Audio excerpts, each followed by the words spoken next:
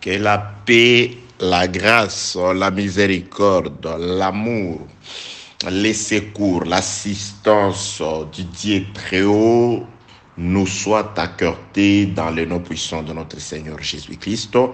Bien-aimé dans le Seigneur, je bénis le Seigneur pour sa grâce, je bénis Dieu pour sa miséricorde, pour nous avoir jugés dignes d'être en vie. Il n'existe pas des dons sur la terre qui valent plus que la vie.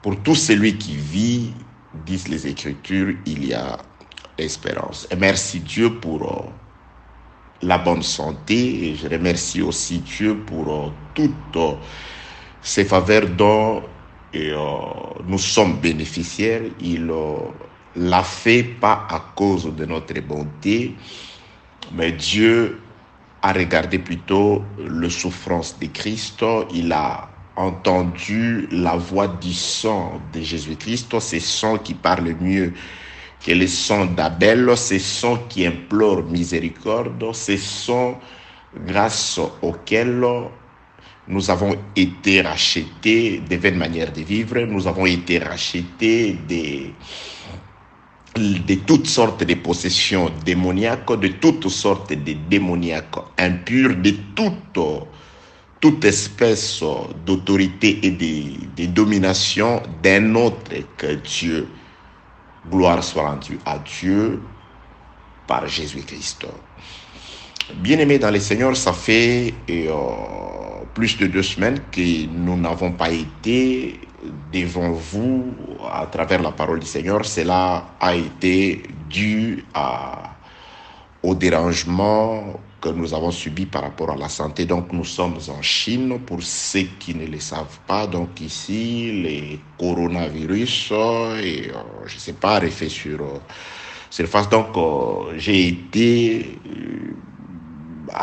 je l'ai attrapé, et, comme d'ailleurs beaucoup de personnes pour le moment ici. Donc on a souffert pendant un temps, mais grâce à Dieu par vos prières, nous voici de nouveau devant vous, capables de pouvoir nous mettre à la disposition de notre Seigneur pour vous amener à table ce qu'il a disposé pour vous, car nous sommes serviteurs de Dieu pour vous apporter ce qu'il a préparé pour vous, cette nourriture salutaire pour vous, cette nourriture qui vous assure la tranquillité dans les temps et qui constitue aussi cette clé qui ouvre les portes du repos éternel pour tout celui qui obéit à la parole. Que la paix, la grâce et la miséricorde de Dieu soient avec vous. Donc il m'était impossible de pouvoir me justifier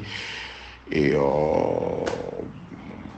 chez vous de manière particulière. Donc c'est pourquoi j'en profite pour vous faire savoir la raison de ce silence prolongé. Donc voilà, j'ai souffert du coronavirus pendant un temps. C'était de fortes fièvres, la toux, et angine, et c'est accompagné de toutes ces choses. Mais grâce à Dieu, nous revoici en forme, quoique pas complètement.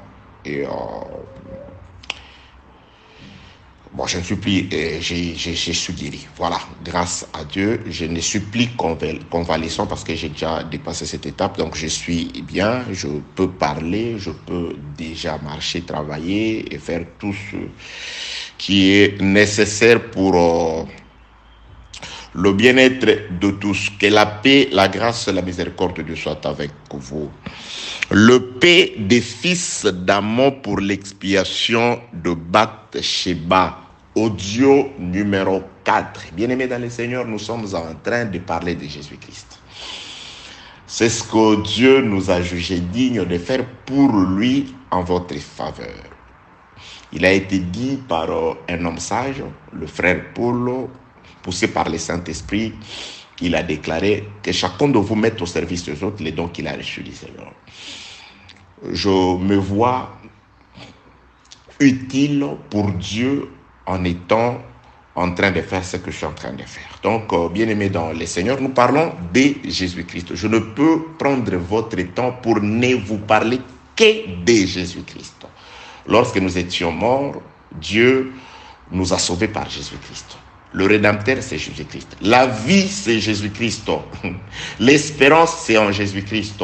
Le succès, c'est par Jésus-Christ. La gloire, c'est dans le nom de Jésus-Christ. L'élévation, le pouvoir, c'est en Jésus-Christ de Nazareth. Notre destination, c'est vers Jésus-Christ de Nazareth. Dieu dit, vous avez vu comment je vous ai porté sur les ailes de l'aigle pour vous amener vers moi. Donc, Jésus-Christ nous a sauvés. Il nous conduit, il prend soin de nous afin de nous conduire vers lui, le véritable royaume des cieux. Le royaume des cieux, avait-il déclaré, ne vient pas de manière à frapper aux yeux. Voici, il est au milieu de vous. Donc, il parlait de lui, le petit enfant qui était placé au milieu de ses disciples. Souvenez-vous du jour où les disciples voulaient savoir qui était le plus grand. Jésus-Christ a pris un petit enfant qu'il a placé au milieu des disciples. Il dit que le plus grand parmi vous soit comme cet enfant, l'homme du milieu. C'est celui qui était grand, qui s'était fait petit. C'est pourquoi dans les Écritures, lorsque Jésus-Christ donne un modèle, un type, il ne veut parler que de Dieu. Il ne veut parler que de lui. Car le modèle, c'est Jésus. Le plus petit, c'est le Seigneur Jésus-Christ. Le plus petit dans le royaume des cieux, qui est plus grand que le plus grand d'entre tous ceux qui sont nés de la femme. Que la paix, la grâce, la miséricorde de Dieu vous soit abondamment multipliée au nom de Jésus-Christ de Nazareth. Passons à la lecture des Saintes Écritures. Deuxième livre de Samuel, chapitre 11, je commence au 2e verset. Il est écrit, « Un soir, David s'éleva de sa couche, et comme il se promenait sur le toit de la maison royale, il aperçut de là une femme qui se baignait, et qui était très belle de figure. David fit demander qui était cette femme. On lui dit, n'est-ce pas Bathsheba, fille d'Eliam, femme d'Uri le Héthien? Et David envoya des gens pour la chercher. Elle vint vers lui et il coucha avec elle. Après s'être purifiée de sa sueur, elle retourna dans sa maison. Cette femme devint enceinte et elle fit dire à David, « Je suis enceinte. » Alors David expédia cet ordre à Joab, envoya Uri les Héthien, et Joab envoya Uri à David. Parole de notre Seigneur. Bien-aimés dans le Seigneur, nous avons commencé. Je rappelle, je n'entrerai pas dans le rappel pendant longtemps car je voudrais aussi diminuer les temps de l'intervention pour aider tout le monde à télécharger facilement le message. Si telle est aussi la volonté de notre Dieu. Bien-aimés dans le Seigneur, nous parlons de la relation qui existait entre d'abord Bathsheba et son époux Uri, ensuite l'intervention de David. Il y a une première partie sur cet enseignement. Toi qui ne peux tomber que sur cet audio, ça c'est l'audio dans cette deuxième, plutôt c'est le 4e message vocal ou audio en ce qui concerne la deuxième partie de cet enseignement, le paix des fils d'Amon pour l'expiation de Bathsheba. Donc ça c'est la deuxième partie. Mais cet enseignement, nous l'avons commencé. La première partie, c'était qui sauva Bathsheba de la mort. Il y a 8 audios. Il y en a 8 les audios en ce qui concerne cette première partie. Donc c'est une suite. Alors si vous allez trouver digne de pouvoir, ou vous allez trouver intéressant de pouvoir vous enquérir les 11 précédents audios, veuillez entrer en contact avec nous. Nous allons vous les procurer, surtout pour ceux qui sont dans des groupes où nous ne sommes pas directement là-bas. Donc, adressez-vous à celui qui a posté le message et lui sera capable de pouvoir vous mettre en contact avec nous ou avec quelqu'un d'autre capable de pouvoir vous envoyer des audios, lesquels, je crois, vous seront aussi importants pour l'édification de ce qui nous est précieux, la vie éternelle, d'après la petite mesure du don de la grâce que nous avons reçue du ciel. Bien-aimés dans le Seigneur, dans la deuxième partie, il s'agit de Bathsheba qui était mariée à Uri, par rapport au fils d'Israël. Uri était un étranger parce qu'il était quelqu'un appartenant à la tribu des Héth. Les Héthiens, les Essiens, c'était des étrangers habitant parmi les Israélites. Nous sommes allés dans les Saintes Écritures pour manifester le côté saint de la personne d'Uri qui était le premier et véritable époux de Bathsheba. Donc, dans cette partie, à ne pas confondre avec comment nous avons expliqué les choses dans la première partie. Donc, nous sommes dans la seconde partie. Dans la seconde partie, nous insistons sur la sanctification, la divinité, l'aspect divin que doit prendre Uri afin de pouvoir que nous allons faire prendre à Uri afin de pouvoir nous acheminer dans cette deuxième partie. Que la paix, la grâce, la miséricorde, les saluts, l'assistance et la bénédiction de Dieu soient votre partage au nom de Jésus-Christ. Le vœu le plus ardent de mon cœur est que le Saint-Esprit nous aide non seulement à me comprendre, mais à comprendre, vous et moi, la pensée du Seigneur. Quelle est la volonté de Dieu pour vous, pour nous? Qu'est-ce que Dieu veut que nous fassions afin que nous puissions être agréables à lui? Qu'est-ce que Dieu veut que nous fassions afin que nous puissions être préparés selon que lui entend que ses enfants puissent être? Où est-ce que Dieu veut que nous puissions nous retrouver afin qu'il n'ait plus à nous rechercher comme Adam? Parce que Dieu ne cherche Adam qu'après que ce dernier ait désobéi. Parce que quand Adam n'avait pas désobéi, Dieu savait où il l'avait placé. La désobéissance a fait déloger Adam de là où il était pour les conduire dans un endroit autre que Dieu lui avait placé. C'est pourquoi Dieu lui demande, où es-tu? C'est-à-dire là où je t'ai laissé, là où j'ai l'habitude de te retrouver, je ne te retrouve pas. C'est-à-dire lorsque nous sommes en concordance ou en concomité ou en accord avec Dieu à travers sa parole, nous marchons selon la parole du Seigneur. Dieu ne nous cherche pas parce que Dieu connaît l'endroit, il connaît l'endroit, le lieu de rendez-vous. C'est l'application de la parole. Et quand nous nous déplaçons, Dieu est fidèle à sa parole. Il nous recherche par rapport à là où il nous a laissés, par rapport à là où il veut que nous soyons. La pratique de la parole, l'exactitude de la parole. Que la paix, la grâce et la miséricorde de Dieu soient avec vous. L'objectif de l'enseignement a toujours été de pouvoir nous prendre conscience, nous aider à la prise de conscience, nous aider à nous considérer nous-mêmes si nous sommes dans la foi par rapport à l'exactitude de la volonté du Seigneur. Et l'exactitude de la volonté du Seigneur est exprimée dans la parole. Que la paix, la grâce et la miséricorde de Dieu vous soient vraiment dans l'abondance accordée au nom de Jésus-Christ. Bien-aimés dans le Seigneur, Bathsheba, laissez-moi rappeler un passage des Écritures. Je suis dans le livre de Matthieu. Je prends Matthieu chapitre 15e. Matthieu chapitre 15, je vais juste prendre le verset 13.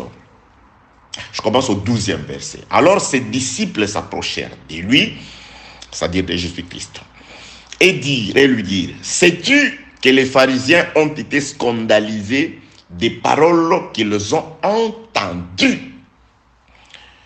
Il répondit, c'est-à-dire le Seigneur répondit, toute plante que n'a pas planté mon Père céleste sera déracinée. Nous sommes en train d'ergoter tout autour aussi de ces passages des Écritures. Matthieu chapitre 15, le verset 13e. Toute plante, dit Jésus, que son Père n'a pas plantée sera déracinée, pas coupée, déracinée. J'ai déjà expliqué ces choses. Donc, dans les audios précédents, nous avons déjà commencé à expliquer ces choses. Mais je voudrais nous rappeler, je voudrais nous ramener à saisir cette portion des Écritures. Elle va vraiment nous aider dans la suite de notre prédication. Que la paix de Dieu soit avec vous au nom de Jésus-Christ. Bien-aimés dans le Seigneur, Uri a laissé sa femme. Une femme n'est autorisée qu'à recevoir la sémence de son époux légal. C'est ça une femme mariée. C'est ça l'épouse. Nous sommes l'épouse de Christ, ce qui revient à dire qu'à nous, on ne peut trouver que la sémence de Christ. On appelle prostitution, nous allons l'expliquer dans les temps, dans la suite de notre prédication. On appelle prostituée cette femme qui reçoit une autre sémence autre que celle de son mari légal. Ou une prostituée, c'est une femme qui n'a pas un seul mari pour recevoir une seule sémence.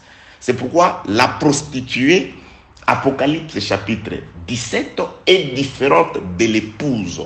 Nous sommes l'épouse de Christ. Il nous a acquis par le billet de la dot qu'il a versé par son sang. Il nous a rachetés. Nous sommes son appartenance exclusive. C'est pourquoi les Écritures disent plutôt dans les Cantiques des Cantiques, que la femme de Salomon était un jardin fermé pour lui. Il était un champ scellé. Donc l'épouse a été scellée uniquement pour son mari à travers le prix payé à Golgotha. C'est pourquoi n'est autorisé ne mettre sa sémence à nous que notre époux légal, le Seigneur Jésus.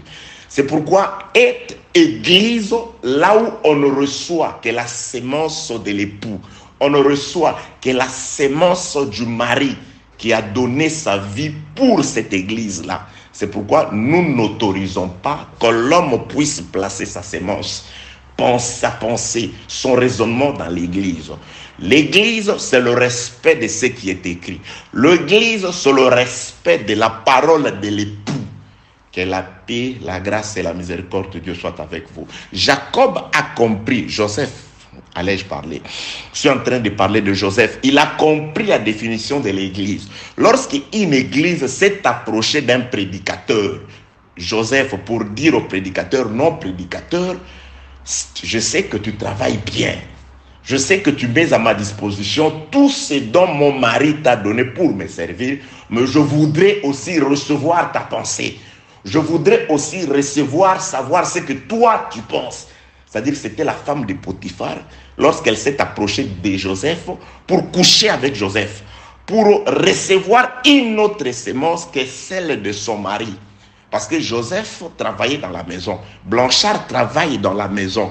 Votre père, Dieu m'a placé, il m'a laissé comme Azer, afin de vous fournir le mets délicat, le mets du roi, parce que vous êtes les fils du roi, vous êtes des princes. Votre père m'a engagé, celui de qui je reçois les salaires, afin de ne vous apporter que la nourriture que lui a laissée dans le magasin. Il a laissé dans le magasin. Il m'a déjà donné le plantes odoriférant que je dois, les 5 plantes que je dois utiliser pour la fabrication de l'huile de l'onction pour vous, de l'enseignement pour vous. Donc je n'ai pas allé chercher d'autres plantes. Les 5 plantes m'ont déjà été données par Dieu. Donc je n'entre dans les magasins que pour unir les 5 plantes, afin de vous produire l'huile, afin de vous produire la nourriture. Donc je ne vais pas chercher la nourriture en dehors du magasin. Il y a la nourriture dans les magasins, dans les Écritures. C'est comme dans l'arche. La famille de Noé n'a pas allé chercher la nourriture pour s'approvisionner en dehors de l'arche. Dans l'arche, il y a aussi la nourriture qui a été préparée et pour les hommes et pour les animaux. Que la paix, la grâce et la miséricorde de Dieu soient avec vous. Donc, lorsque la femme de Potiphar, voulant aussi comprendre, comme certaines églises d'aujourd'hui, recevoir la pensée de leur pasteur, vous trouvez quelqu'un en train de pouvoir parler de son propre fond, prêcher des choses, vous vous dites, mais finalement, frère, où est-ce que tu as puisé ce que tu dis? Qui t'a dit ce que tu dis aux autres? Qui t'a envoyé dire ce que tu dis? Qui t'a demandé de dire ce que tu dis? Où as-tu trouvé ce que tu dis? Qui t'a donné la permission de parler comme ça? Qui a déjà parlé comme toi avant dans les Écritures? De qui trouves-tu les modèles que tu utilises pour enseigner? Ces choses que tu dis, tu les as trouvées où? Il y a des gens qui disent des choses qui ne se trouvent pas dans les Écritures, mais qui se trouvent comme dans une certaine tradition des hommes. Ben toi, tu ne sais pas que ça existe. Un tel Blanchard l'enseigne. Blanchard n'est pas l'absolu. Quand je parle de moi, je voudrais parler de tout homme autre que Jésus, autre que les apôtres, qui nous enseignent autre chose. Que la paix, la grâce et la miséricorde de Dieu soient avec vous. Ça, c'est ce que la femme de Potiphar a voulu faire. Joseph lui rappelle que moi, je ne suis dans la maison que pour te rappeler. Je ne suis là que pour arranger ta vie, pour mettre ta vie à l'aise dans cette maison. Je soigne la maison, je soigne les champs, je fais la cuisine, je fais toutes choses, mais ma sémence dans toi, je ne peux pas le faire. N'est autorisé de mettre la sémence en toi que mon maître. Ton époux, mon maître, n'est autorisé de mettre la pensée, ne placer la pensée dans la femme, dans l'église, que l'époux, le maître. Pendant que Potiphar, plutôt Joseph, était seul dans la maison, effectivement, Potiphar n'était pas là. Mais Potiphar était là à travers la pensée dans la tête de Joseph. Joseph comprend que Potiphar n'est pas là. Moi, je ne le remplace pas. Je travaille pour lui, afin que sa femme soit à l'aise. Le prédicateur ne remplace pas Christ. Bien aimé, on remplace celui qui est absent. Mais le prédicateur présente Christ. Le prédicateur rapproche l'épouse de Christ. Le prédicateur fait tout pour la gloire de Christ. C'est différent. On ne remplace ni ne représente celui qui est présent. Christ est là à travers la parole. Comment moi je vais remplacer Christ? Comment je veux le représenter? Parce que lui il est là. Je présente Christ. Je vous présente Christ. Je vous conduis à Christ. Je vous parle de Christ parce que lui il aime qu'on parle de lui. Que la paix, la grâce et la miséricorde de Dieu soient avec vous. De Joseph aujourd'hui, il y en a très peu.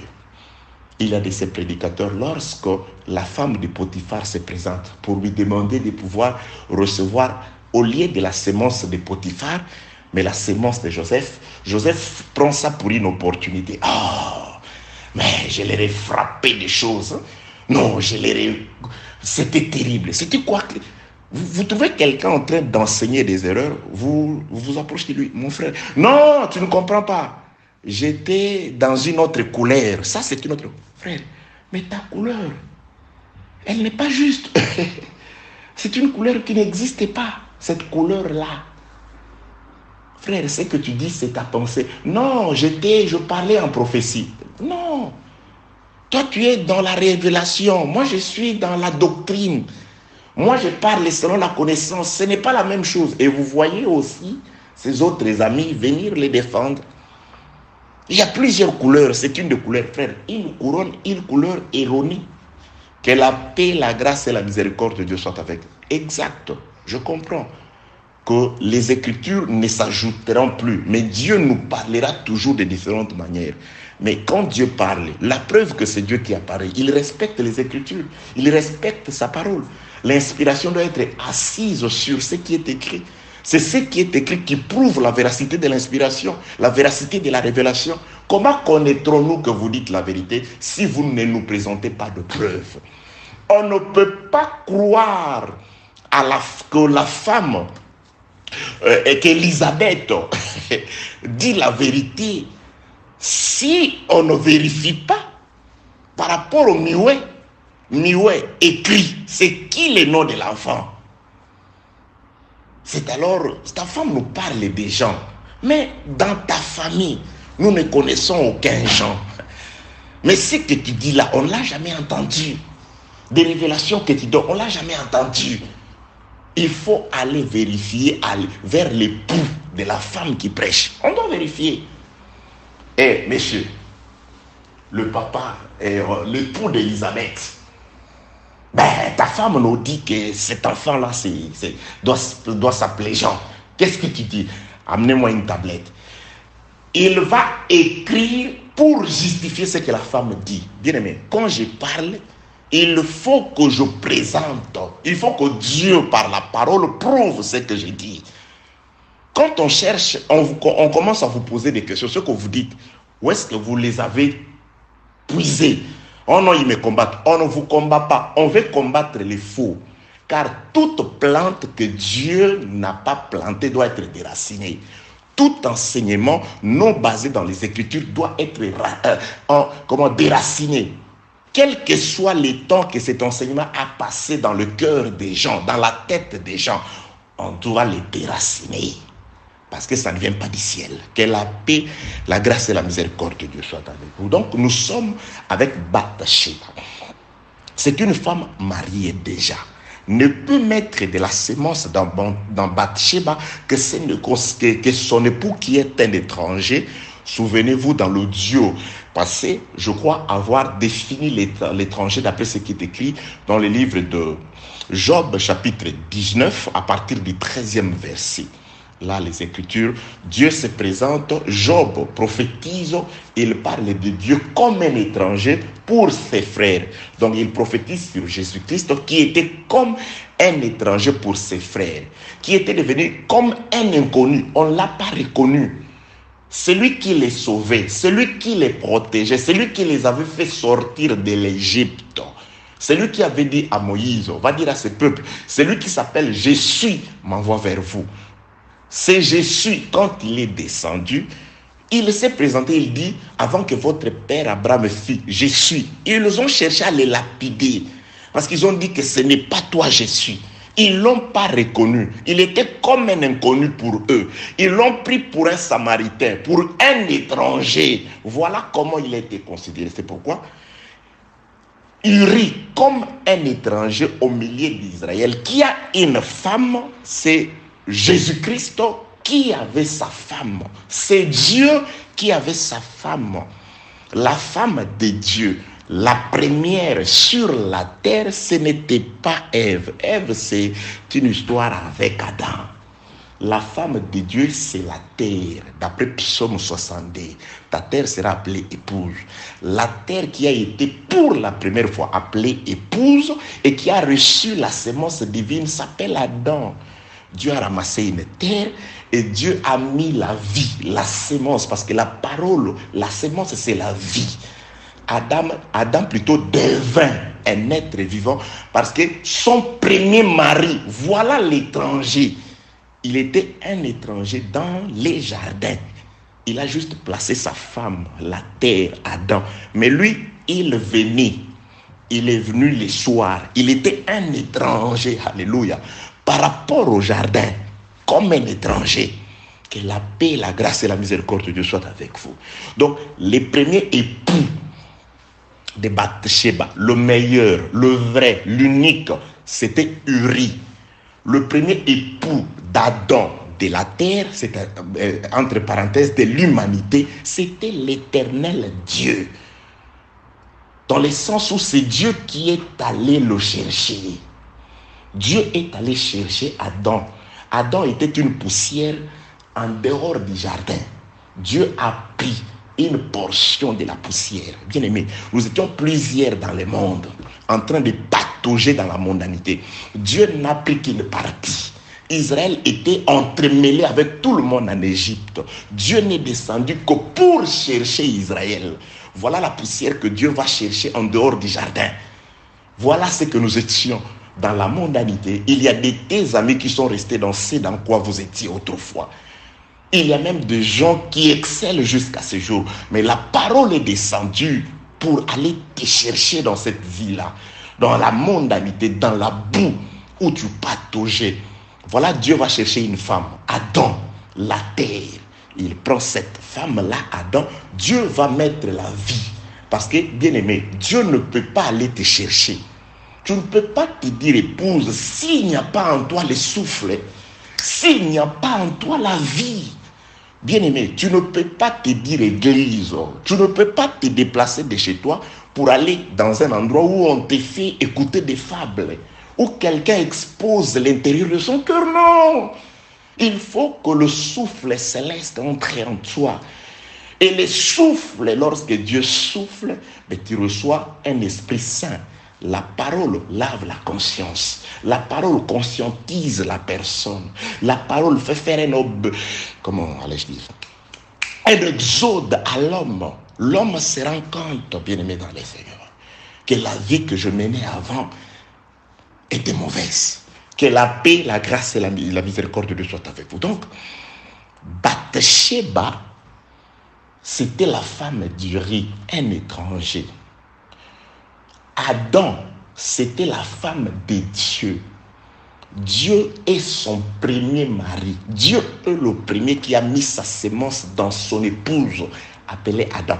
Laissez-moi lire un passage des Écritures pour nous, pour confirmer que le premier Adam était une épouse.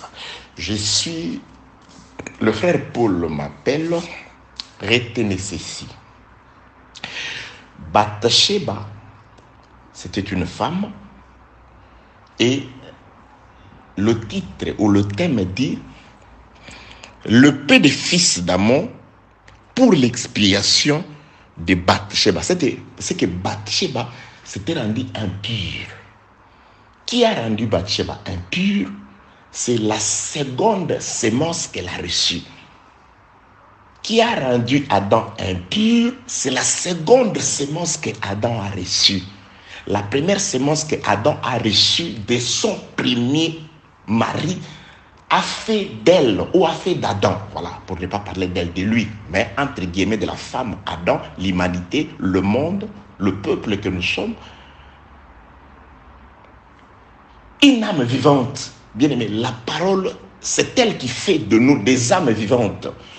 Nous sommes vivants, ou nous devenons des âmes. Vous pouvez être vivant tout en étant une âme morte devant Dieu. Si vous marchez selon les traits de ce monde, les trains de ce monde, allais-je dire, si vous n'avez pas conscience sur comment faire de manière à ce que votre corps devienne une propriété exclusive de Dieu, si vous n'avez pas conscience à ça, c'est que vous êtes une âme morte devant Dieu. Les hommes peuvent vous acclamer. Les hommes peuvent vous mettre sur un piédestal, sur une estrade le plus élevée. On peut vous donner toutes toutes les grades possibles, toutes les honneurs, les louanges de la part des hommes. Mais si vous n'êtes pas agréable à Dieu, si vous n'avez pas l'Esprit du Seigneur, vous êtes une âme morte. Adam devint une âme vivante par la présence du souffle. Vous devenez une âme vivante par le souffle. Et ces souffles-là doivent bouger. Adam avant le souffle est différent d'Adam après le souffle. Avant le souffle, était inerte. Il ne bougeait pas. C'était une terre sur laquelle n'importe qui pouvait marcher. Parce qu'il était une terre. Mais lorsque Dieu récupère Adam, il lui donne la forme. Il met sa sémence en lui. Adam doit commencer à bouger, à réfléchir. Bien-aimé, tu dois bouger, tu dois réfléchir. Le mouvement dans les Seigneurs, c'est dans les Seigneurs. Le frère Paul le dit. Grâce à Dieu, nous avons en lui la vie, le mouvement. C'est grâce à Dieu. Nous bougeons par rapport à la parole. Nous bougeons par rapport, c'est-à-dire, on voit la vie. On te voit vivre, on te voit plus mort. Quand je parle de la vie, c'est par rapport aux activités ayant trait à la parole. La vie d'un arbre est exprimée par son feuillage et par ses fruits surtout.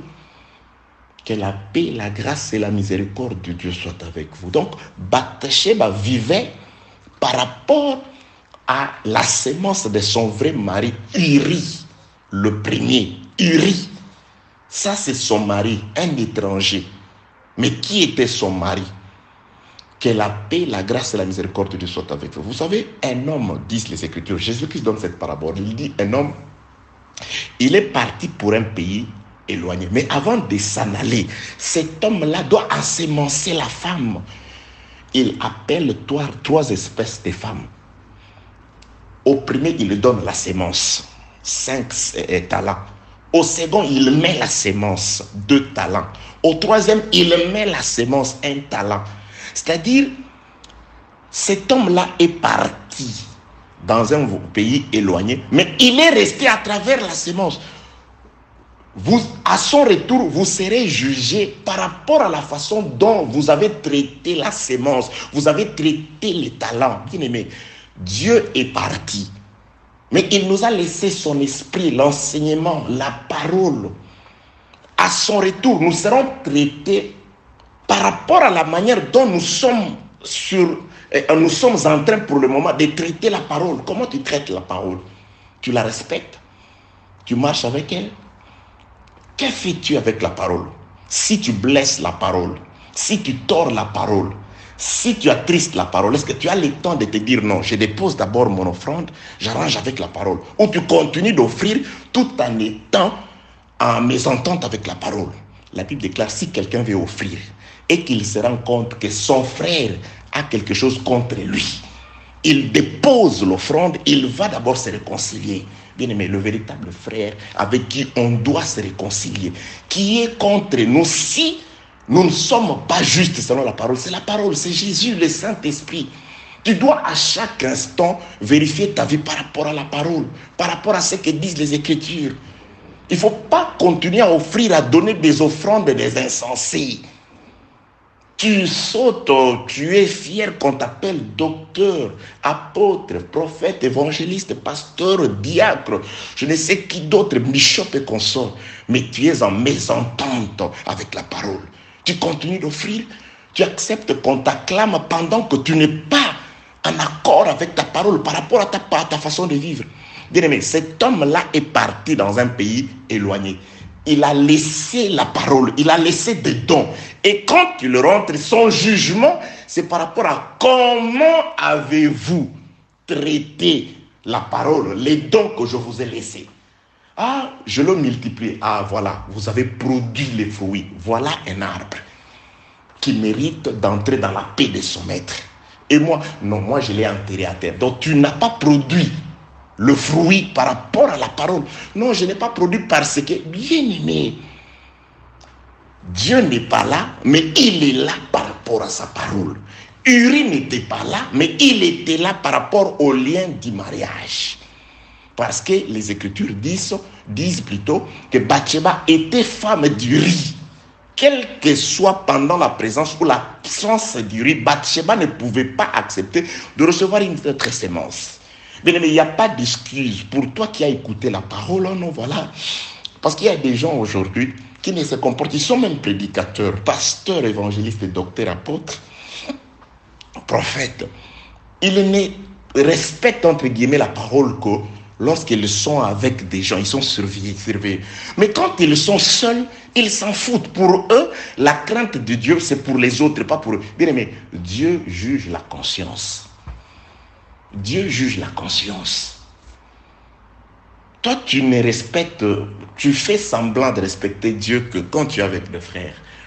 Et d'ailleurs, tu t'es arrangé à être tellement seul pour vraiment t'adonner à tes penchants préférés, le péché. Non, non, non, non, non, non, non. Dieu aime celui qui lui offre sans être poussé, sans être forcé, sans être contraint, sans contrainte. Quoi? Ta vie. Quoi? Tes bonnes œuvres. Tout quoi? Ta pure conscience. Que la paix, la grâce et la miséricorde de Dieu soient avec vous. Bien-aimé, la mort peut te surprendre. Qu'est-ce qui va t'arriver? J'étais là en bonne santé. Du coup, j'ai commencé à me sentir mal et voilà. Après, voilà, d'après les symptômes, c'était le coronavirus qui attrape tout le monde. Avec les frères avec qui on vit à la maison ici, il était malade, j'étais malade. Et à un moment, tu peux partir. Mais si la mort te surprend, qu'est-ce qui t'arrivera? Tu crois que tu auras le temps de pouvoir te justifier comme tu te justifies toujours?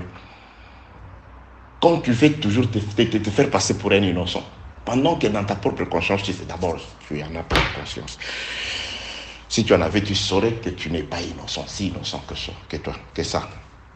Que la paix, la grâce et la miséricorde de Dieu soient avec vous. Bien-aimés dans les Seigneurs, nous sommes dans une femme, Bathsheba, une femme d'Uri, qui va s'essuyer en recevant la semence d'un autre mari.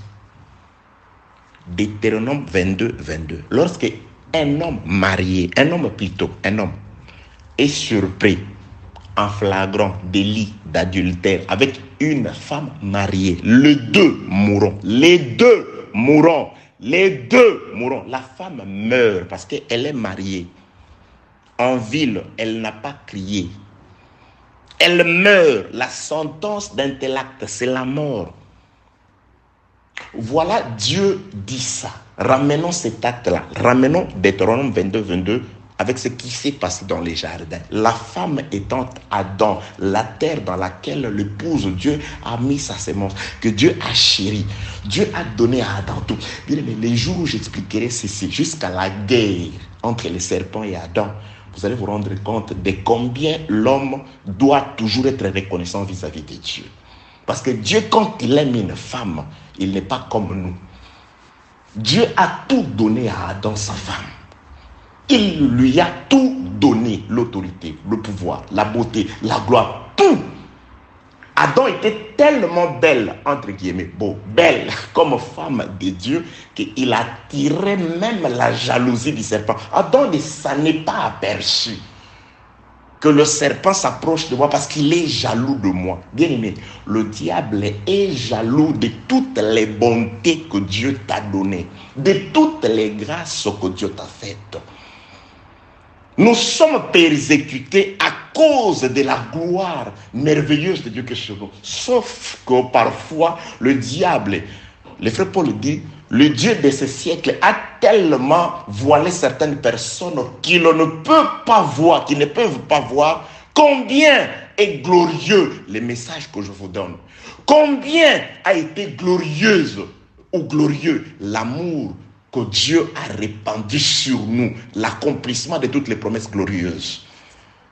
Nous sommes heureux, bien aimés. Nous sommes en train de traverser, quoique avec des persécutions, une période heureuse. Jésus-Christ dit, beaucoup de grands, des sages ont cherché, ne fût-ce qu'à jeter l'œil, à comprendre, à vivre cette époque que nous sommes en train de vivre. À entendre ce que nous entendons, à voir ce que nous sommes d'ailleurs censés voir. La main de Dieu, la droite de Dieu. Dieu n'est plus au ciel, mais Dieu est descendu pour vivre avec l'homme. Emmanuel, quelle gloire! C'est une gloire qui attise la jalousie, la haine de l'ennemi. Il s'attaque à toi, il veut te séduire. Il veut te présenter le péché comme s'il était mignon, afin que tu puisses être déchu de cette gloire glorieuse, merveilleuse de Dieu. De la royauté. Que la paix, la grâce et la miséricorde de Dieu soient avec vous. Dieu a aimé son épouse Adam. Dieu lui a donné tout. Le pouvoir à manger, tout. L'honneur, la supériorité, tout. Bien aimé, Dieu nous a aimés. Il nous a donné ça. Jésus-Christ dit, je ne vous laisse pas orphelin. Je serai là. Je vous donne le pouvoir. Je vous donne l'autorité. C'est par amour. Il nous a donné ça. Et si on ne s'en aperçoit pas, approchons-nous de Dieu dans la prière pour réclamer notre droit. Le pouvoir, c'est ton droit. La domination, c'est ton droit. Le savoir, c'est ton droit. Oui, l'épouse de Dieu dans les jardins, Adam, il avait le pouvoir. Il avait les savoirs. Il pouvait savoir comment, il pouvait connaître comment appeler tel et tel animal. Comment appeler tel et tel, arbre, plante. Ce savoir a été aussi manifesté dans la vie de Salomon. Et si nous sommes en Jésus, c'est que nous sommes plus que Salomon, bien-aimé dans le Seigneur, par la sagesse, par l'intelligence. Parce que Jésus-Christ est la clé de tous les mystères. Alléluia. Il y a beaucoup de choses à dire. Bien-aimé dans le Seigneur, si Dieu permet que nous soyons en bonne santé, tout le temps qu'il permettra, grâce bien sûr à vos prières par nous, nous allons parler, nous allons nous entretenir. N'hésitez pas à poser des questions. Si je ne vous réponds pas, parfois, il y en a presque nombreuses, mais lorsque je tombe encore sur votre question, je finis toujours par répondre dans la mesure du possible. Attention, je ne suis pas capable de complètement vous satisfaire. Si Dieu peut le faire, qu'il le soit loué. Bien-aimé dans les Seigneurs, Dieu prend son épouse, sa Bathsheba, qui était Adam. Dieu était un étranger, un inconnu, il n'habitait pas là. Quelqu'un charge, il donne des talents, mais il s'en va dans un pays éloigné. Mais il est là par les talents. Dieu donne la loi à Adam. Il n'est pas là, mais il est là par ce qu'il a dit, par la vie qu'il a donnée à Adam. Mange, ne mange pas. Dieu est présent par la parole, bien-aimé. Oh, j'attends ce jour-là quand il viendra. Quand il viendra, il ne nous jugera que par rapport au rapport que lui donnera les talents qu'il nous a donnés. Quand il regarde le premier, au lieu de 5 talents, il entend le son de 10 talents. Il dit, ah, c'est un arbre qui a produit le fruit. Lorsqu'il entend, il regarde le second, au lieu de poser la question au second, il entend la voix des talents. Les talents disent, nous ne sommes plus 2 comme tu nous as laissés. Nous nous sommes multipliés par 2. On est 4. Dieu dit, voilà, vous méritez la paix. Lorsqu'il regarde le troisième, il voit les talents rester seuls. Parce que la grâce de Dieu ne meurt pas. Qu'est-ce qu'il a fait? Il m'a enterré dans la terre. La terre, c'est la chair.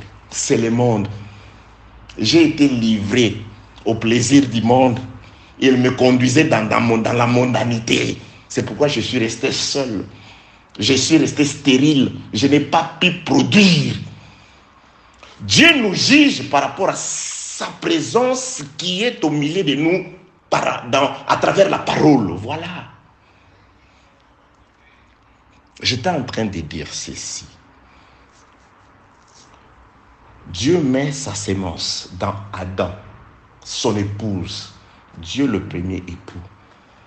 Pendant son absence, l'absence de Dieu, je l'ai expliqué. Pour le moment, Jésus-Christ est absent.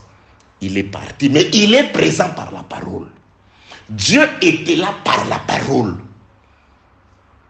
Ne prends pas l'absence de Dieu dans l'essence ordinaire du mot. Dieu est absent. Il ne sera jamais absent parce qu'il est là.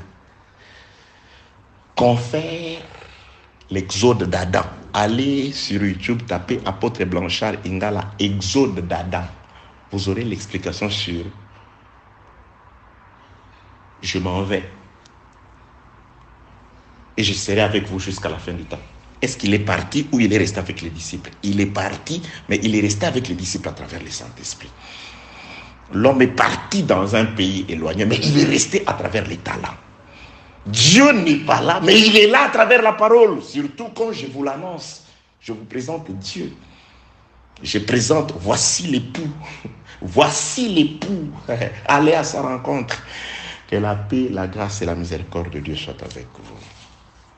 Bien-aimés dans le Seigneur, Bathsheba, l'étranger la laisse. Pendant l'absence physique de l'étranger, Bathsheba reçoit une autre sémence. Donc, Bathsheba devient un champ abominable. Parce que Deutéronome 22, du 5e au 12e verset, on parle du type de champ israélite. Un champ, une seule sémence. Une femme, un seul mari. c'est Babylone, la prostituée. C'est la femme à plusieurs maris. C'est des hommes, c'est des églises à plusieurs semences. Parfois c'est rien, parfois c'est comme ça, parfois vous vous dites, mais c'est que vous dites là.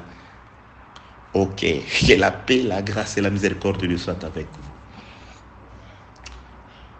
Bathsheba reçoit une seconde sémence. La sémence de David à Bathsheba rend Bathsheba une prostituée, une femme prostituée. Un champ qui doit être brûlé. Dieu laisse sa femme Adam, la terre, avec la vie, la sémence, ne mange pas, mange ceci. Adam accepte, à l'absence de Dieu, une seconde sémence. Non, tu peux manger. Adam accepte cette sémence-là. Adam devient séchant, abominable, avec deux espèces de sémences. Dans Adam, on trouve le maïs, on trouve les haricots. Champ abominable. Adam devient un tissu composé de deux fils différents. En Israël, si c'est du coton, coton 100%. Si c'est de la laine, laine 100%.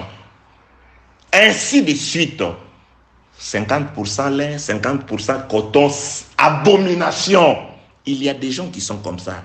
Un peu ici, un peu là-bas, un méli-mélo. Quand vous le regardez, il parle, il dit, oui, oui, beaucoup de prédicateurs, beaucoup d'enfants de Dieu. Vous écoutez, vous dites, mais finalement, il est parfois kimbango, parfois, je sais pas, protestant, je sais pas, parfois, il y a même des gens qui vont calculer les jours d'après les calendriers juifs, il est parfois juif. Que la paix, la grâce et la miséricorde de Dieu soient avec vous. Tu sais, devant Dieu, un jour, c'est 12 heures.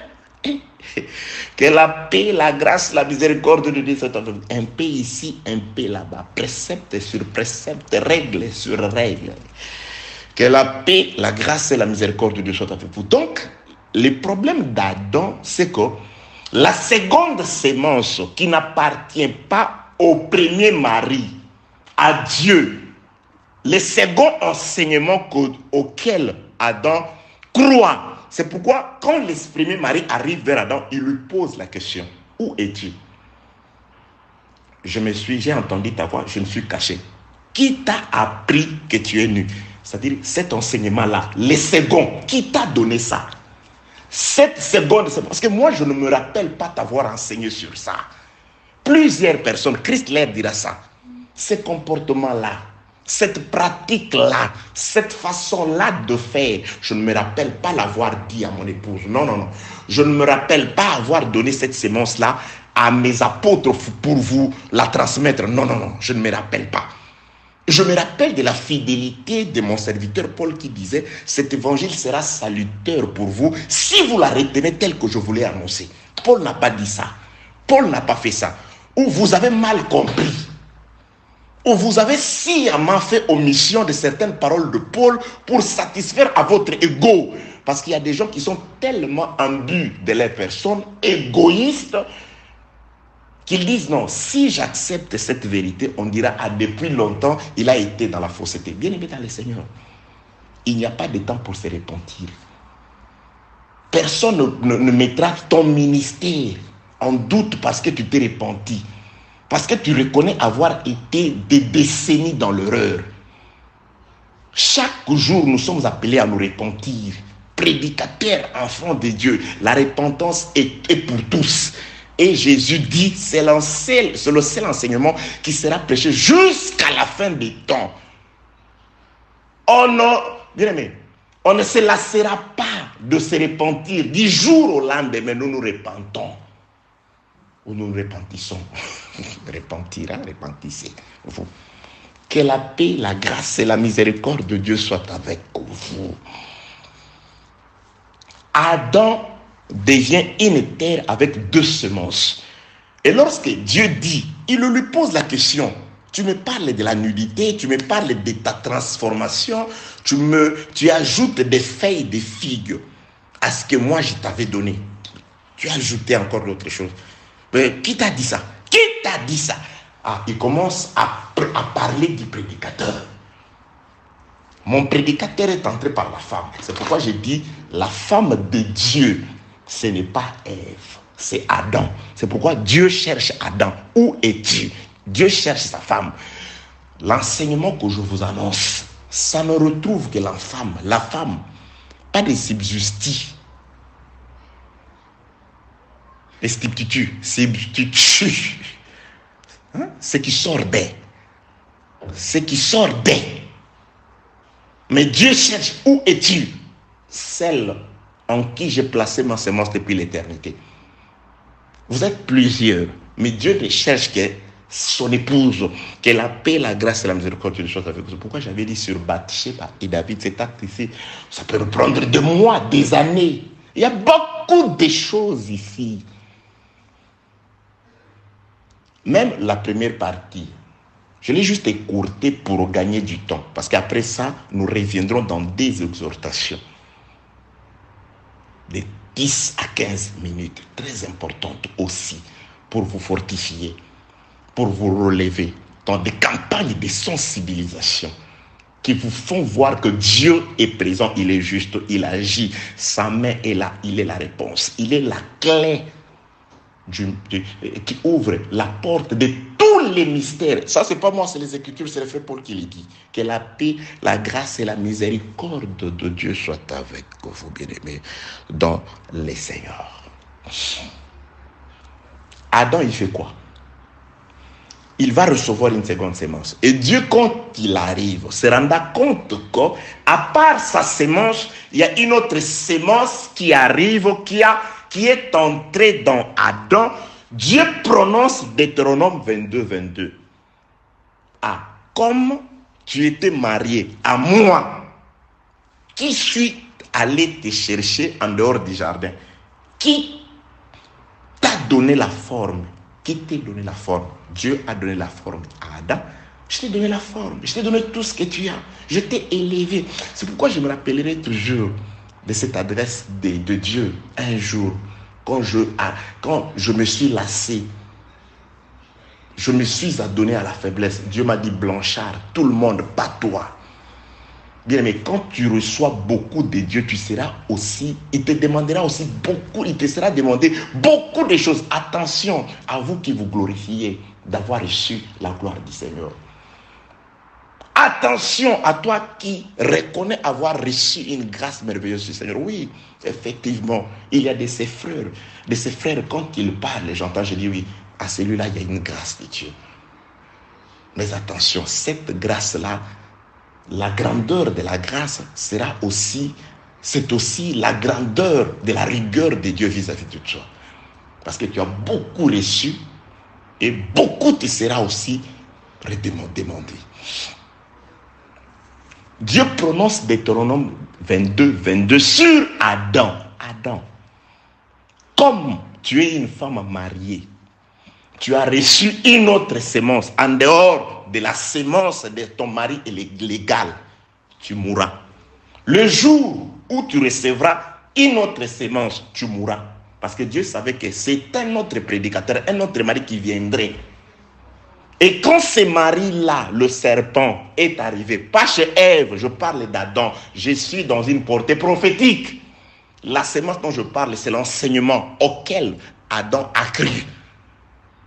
Quand il a mangé, c'est-à-dire il a cru et il a obtempéré. C'est pourquoi, bien aimé, chaque acte que tu commets manifeste l'enseignement de celui à qui tu as cru.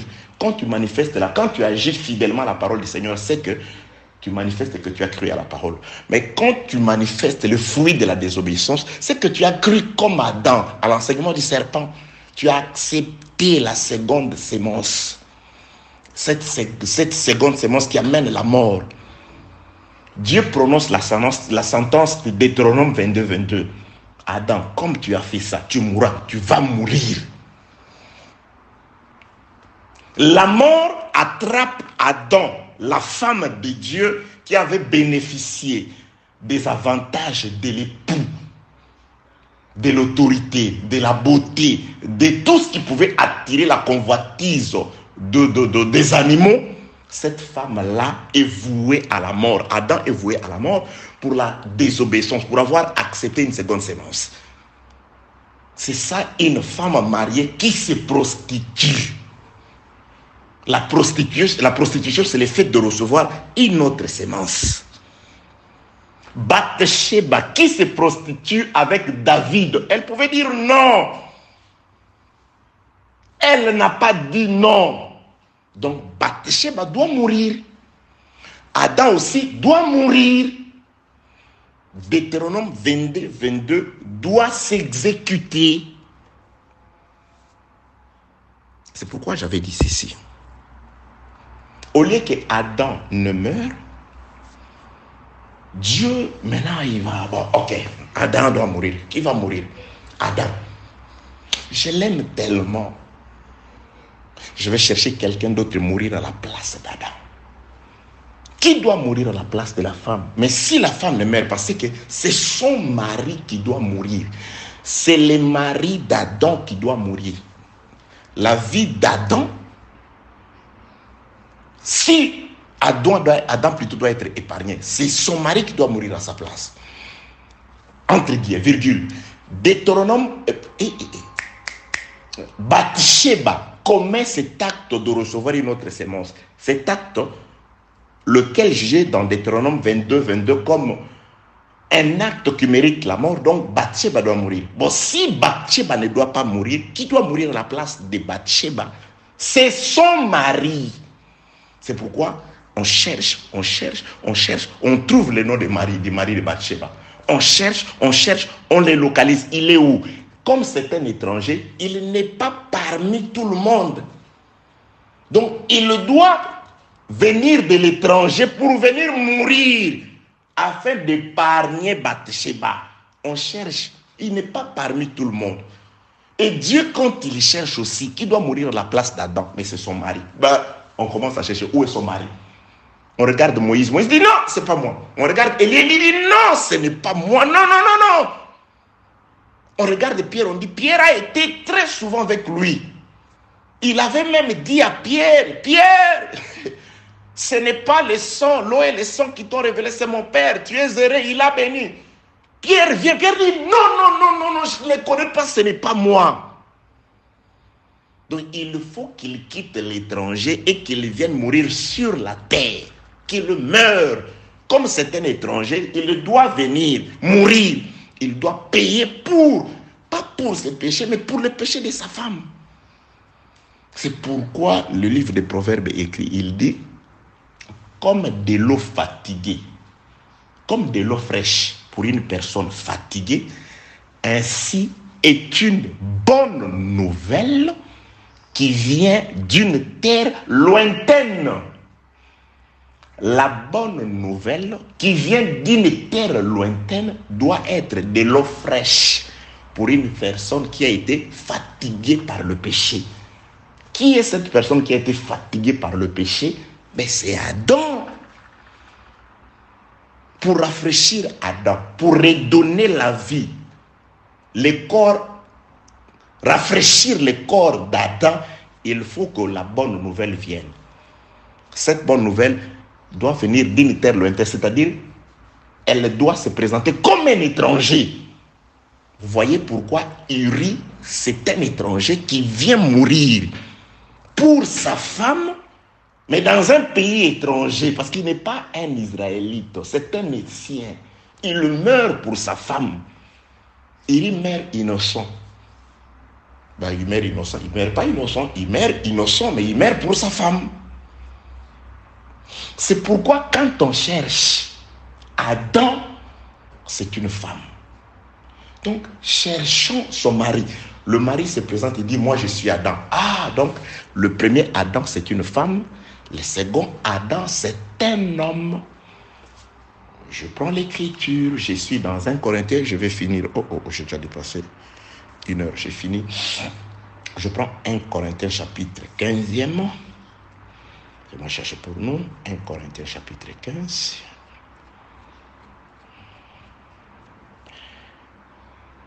« 1 Corinthiens chapitre 15e. Écoutez ce qui est écrit. Je commence au 42e verset, il est écrit. Ainsi en est-il de la résurrection des morts. Le corps est semé corruptible, il ressuscite incorruptible. Il est semé méprisable, il ressuscite glorieux. Il est semé infirme, il ressuscite plein de force. Il est semé corps animal, c'est-à-dire le premier Adam, il ressuscite corps spirituel.